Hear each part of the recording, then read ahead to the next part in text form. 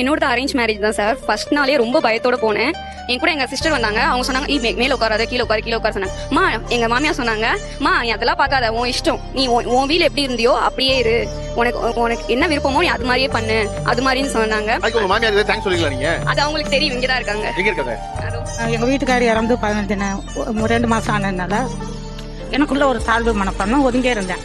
அதுவும் கீழே உட்காந்துருந்துச்சு. எனக்கு மனசு கஷ்டமா இருந்துச்சு. நம்ம பிள்ளைங்க எல்லாம் மேல உட்காந்துருக்கு. இந்த பொண்ணு என் கீழே உட்காந்து எந்திரிமா, நீ ஓ வீட்டுல எப்படி இருந்தோ அத்தனை என் வீட்டுல இருக்கணும். இன்னைக்கு என் பையன் 6 மணிக்கெல்லாம் டியூட்டிக்கு போயிடுவான். இது நைட்டு பார்த்துட்டு தூங்கும். எழுப்பி சாப்பாடு கொடுக்க யோசிப்பேன், தூக்கம் கலைஞ்சிருமோ, நம்ம பிள்ளைங்க நைட்டு பார்த்து வந்தா தூங்க வைப்போம்ல அப்படின்னு யோசிப்பேன். என் பிள்ளைங்களை பார்த்ததுக்கு அப்புறம் குழந்தைய நான் பார்த்து வளர்க்கலாம் அந்த சூழலும் இல்லை.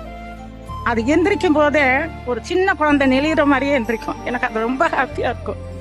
அம்மாடி நீ எந்திரிச்சு சாப்பிட்டு ஆண்டி 5 நிமிஷம் ஆண்டிங்கும். சரின்னு நான் வந்து ஹாலில் உட்காந்துருவேன். கரெக்டா 5 நிமிஷத்துல எந்திரிச்சு வந்துடும். வந்த உடனே என் பக்கத்துல வந்து என்ன இருக்கோ எடுத்து போட்டு அது படுத்துடும். மறுபடியும் ஆண்டி ப்ளீஸ் ஆண்டிங்க, எனக்கு கடவுளே வந்து எனக்கு குழந்தையா மறுபடியும் கொடுத்துக்கு மருமகன் எடுத்துக்குவேன். Please do subscribe our YouTube channel and like the videos.